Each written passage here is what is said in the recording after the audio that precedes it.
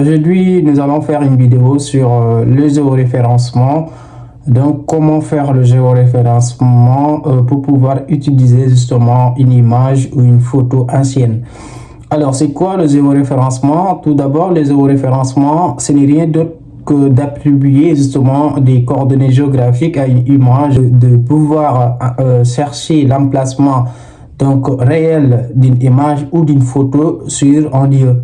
Donc, on va justement attribuer des coordonnées géographiques à une photo ou à une image qui date par exemple de 1970 ou en tout cas une photo ancienne. Donc, pour ce faire, nous allons essayer d'aller collecter cette photo-là, cette image.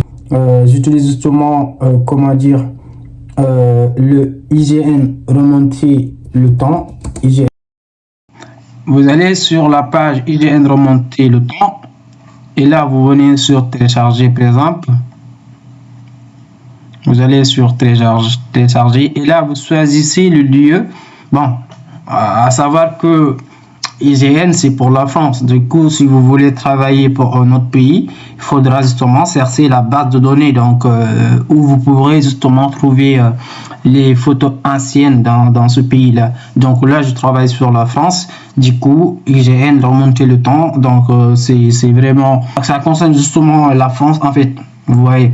Donc là, je choisis mon Jean-sur-Loire. Donc ma commune d'études. Donc et là, je choisis justement l'époque, la date sur laquelle je voudrais des photos. Alors là, je prends par exemple 1966 par exemple, 1966 par exemple, et je lance la recherche. Alors là, vous avez 1966. Et si par exemple, je voudrais avoir une photo là dans cet espace là, je fais juste un clic et là il y en a deux missions qui ont été menées, donc deux missions de photos anciennes, hein. Donc dans ce lieu là, et là je prends celle-là par exemple, et là vous avez justement ces photos là. Par exemple là je prends celle-là et là vous avez la photo. Donc voici la photo ancienne prise. Donc voici les informations prises en 1968, donc qui concerne justement le lieu sur lequel nous voulons faire une carte. Alors, je vais la télécharger. Là, c'est bon, je la télécharge. Et là, je reviens sur le logiciel QGIS. Nous allons référencer la photo. Alors, il faut tout d'abord ajouter la photo. Donc vous allez sur couche, ajouter une couche. Alors une photo c'est une couche raster. Alors ajouter une couche raster.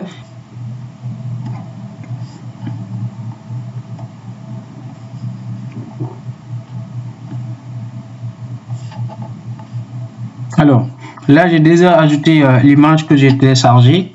Donc là vous définissez le système de coordonnées de la couche, c'est-à-dire vous le mettez en Lambert, puisque moi je travaille sur la France, j'utilise Lambert 93 PSG 2154. Voilà, donc je définis le système de projection de la photo.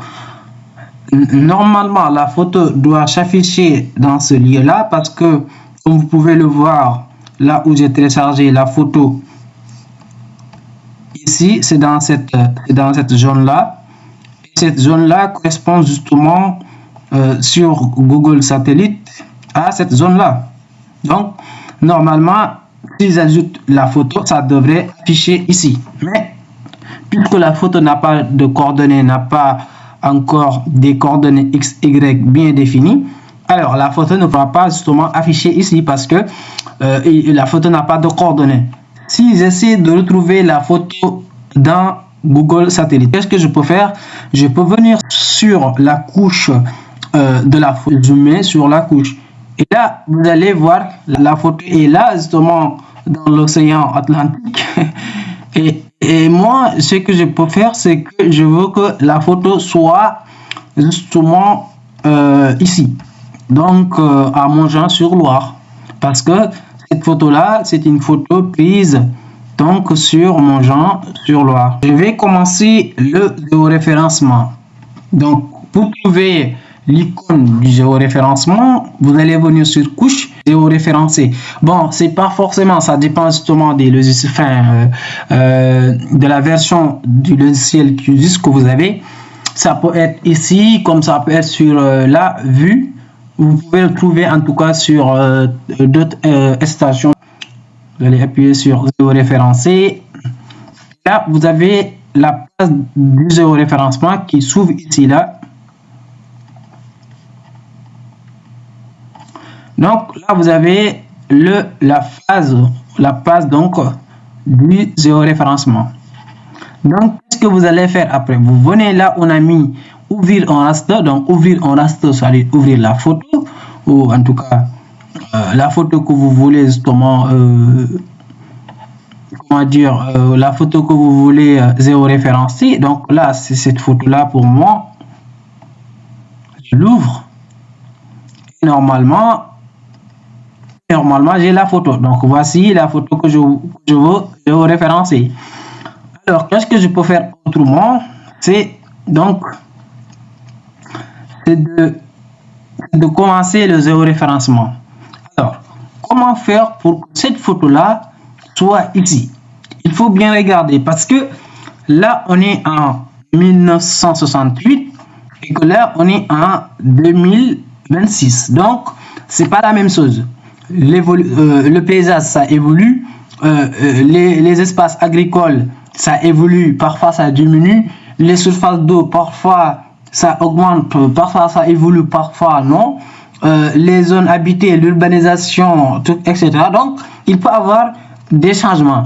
Mais ce qu'il faut remarquer, c'est que souvent, les routes, les églises, certains bâtiments ne disparaissent pas. Donc, depuis 1969, ils sont là. Maintenant, ce qu'il faut faire, c'est de repérer ces éléments-là qui sont toujours là présents en 2026 et qui étaient justement présents en 1968. Alors, vous venez sur ce point-là, donc ajouter un point d'appui.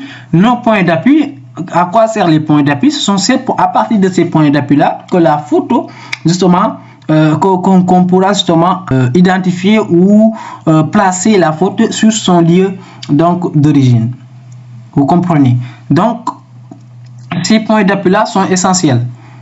Et vous voyez ce tableau-là, il nous servira justement de voir si nos résidus pixels, parce que ces résidus pixels-là, ce sont des valeurs qui nous montrent si notre géoréférencement il est bon ou pas. Si nous avons des pixels, des valeurs de pixels, c'est-à-dire les résidus, le reste, donc des pixels qui se situent entre 1 et 5, on peut dire que le géoréférencement est bon. Sauf que quand on dépasse 10, le géoréférencement, c'est pas bon. Alors, commençons. Donc là, je viens ici ajouter un point d'appui. Je vais zoomer ici parce que là, vous avez un pont et là, vous avez toujours le pont présent ici. Je vais zoomer sur cette couche-là. Il faut zoomer le plus que possible. Là, j'essaie de placer justement ici un point.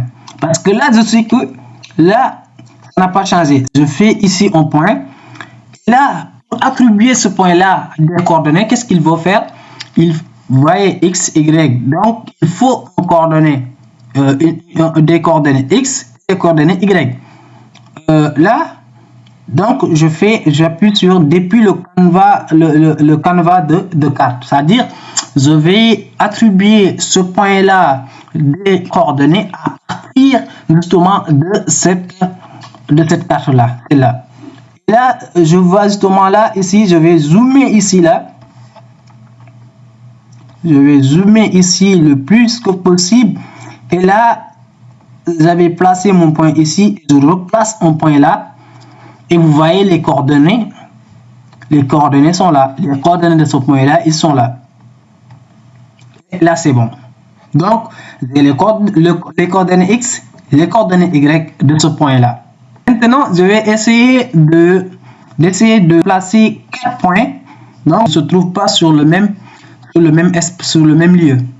Je mets ici un point, là un point d'appui, là un point d'appui. Si vous mettez tout votre géoréférencement ce côté-là, ça va pas et vous ne pourrez pas justement avoir un bon résultat. Impossible. Donc, il faut justement les diversifier dans l'espace. Mettre ici un point, là un point, là un point et là un point. Et dans ce cas, le zéro référencement sera nickel. Alors, qu'est-ce que je peux faire autrement? Je zoome ici, j'essaie de zoomer là le plus que possible. J'essaie de zoomer là le plus que possible. Le plus que possible pour regarder justement des éléments toujours là en 2026. Rappelons que là on est en 1968, là on est en 2026. Alors il y a un bâtiment qui est là. Là c'est le fleuve, donc la Loire. Là vous avez un bâtiment. Alors comment chercher ce bâtiment là en 2026? Est-ce que je pourrais le trouver? On verra. Alors, à peu près, je suis ici. Je suis ici, donc, j'essaie de chercher le bâtiment là, donc, dans cette zone. Voilà. J'ai trouvé le bâtiment. J'ai trouvé le bâtiment. Donc là, le bâtiment là, il est toujours là en 2026. Vous voyez? Donc vous voyez cette route, elle est toujours là. Donc, j'ai deux repères aussi. C'est-à-dire, j'ai un bâtiment qui était là en 1968, qui est toujours là en 2026. Donc, ça peut me servir de point d'appui. Je vais ajouter un autre point d'appui ici. Donc, zoomer le plus que possible. Depuis le canevas de la carte ici, il faut toujours le placer au même endroit que l'autre. Et là, je le place ici. Voilà. J'ai mon deuxième point d'appui. C'est mon deuxième point d'appui. Maintenant, je vais chercher un troisième point d'appui. Regardez les routes. Souvent, les routes ne changent pas. Regardez les routes. J'ai des routes ici. Donc, juste à la périphérie donc, de la ville, de la commune, je vais chercher, est-ce que je peux avoir les routes toujours? Est-ce que ces routes-là sont toujours présentes?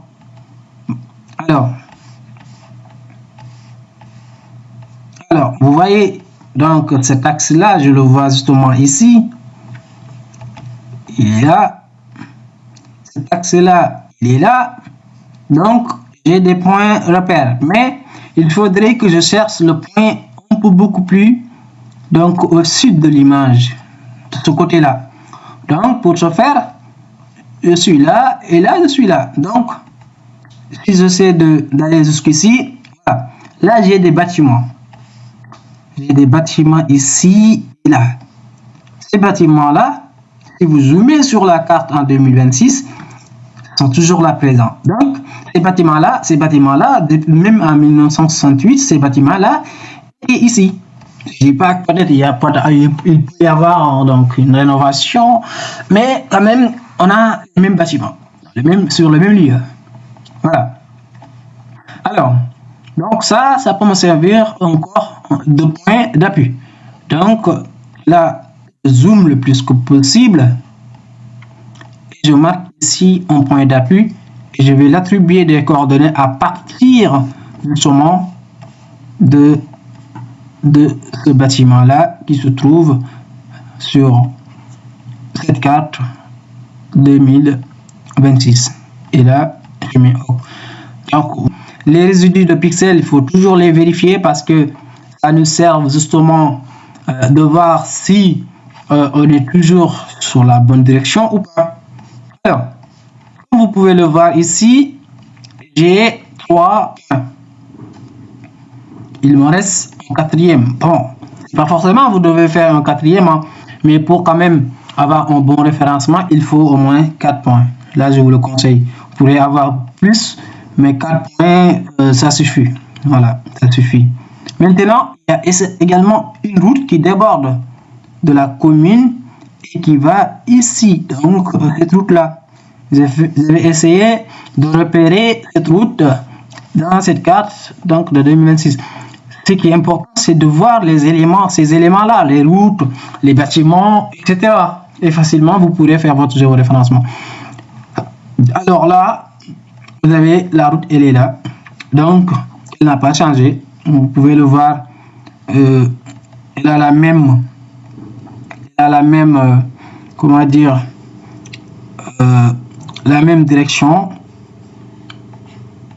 Voilà, la même trajectoire. Donc là, ici, là, on est ici. Alors, j'essaie de placer le point ici, là où la route a formé un relief de vallée. Ici, là. Alors, c'est là, parce que c'est ici. Et là.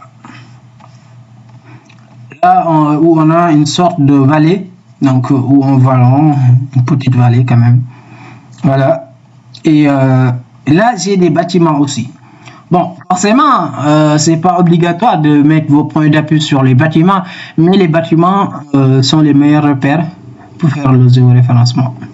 Donc, ce bâtiment-là, il est là, sur la photo, il est là. Ce bâtiment-là, il est là. Comprenez? Donc, j'ai un quatrième point de repère que je dois mettre ici. Le mettre là pour justement finir avec mon géoréférencement.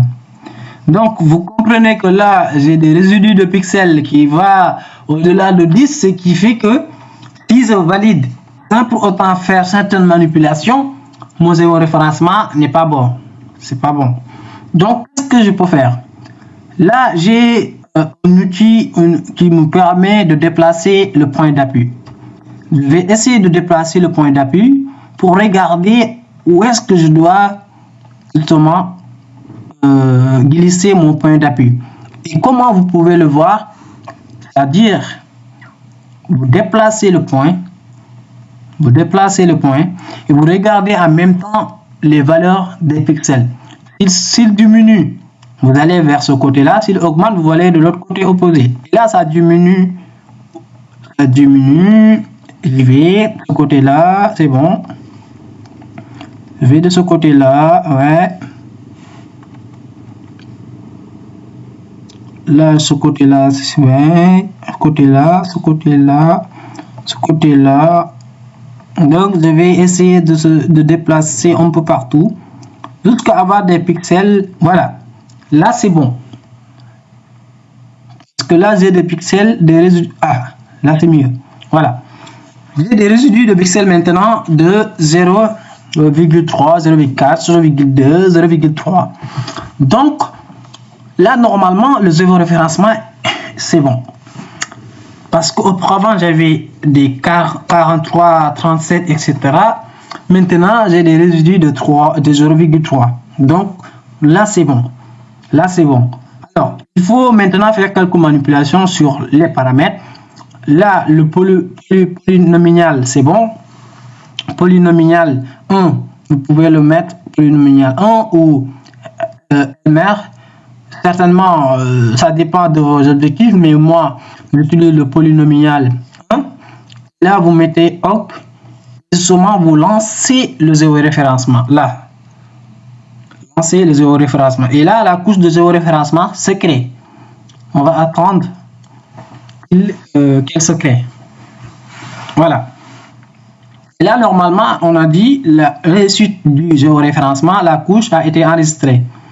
Je vais voir est-ce que mon géoréférencement est bon ou non. Voilà. On vérifie, hein. On vérifie ensemble si on a un géoréférencement bien fait ou pas. Donc, là, vous aviez une photo qui était hors du terrain, donc hors de son emplacement.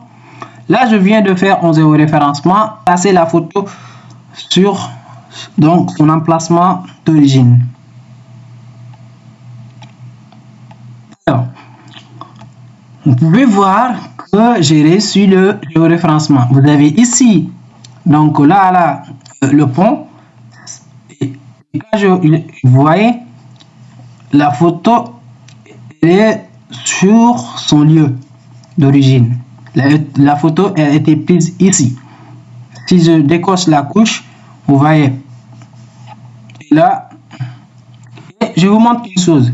La photo d'origine n'était pas ici parce qu'il n'y avait pas de géoréférencement. Maintenant, la photo est ici, par exemple. Elle est là, nulle part, donc dans l'océan. Mais quand j'ai fait le géoréférencement, la photo est sur donc son emplacement originel, là où ça devait être, ici. Donc vous pouvez le voir ici. Là il n'y a rien. Il y a la photo.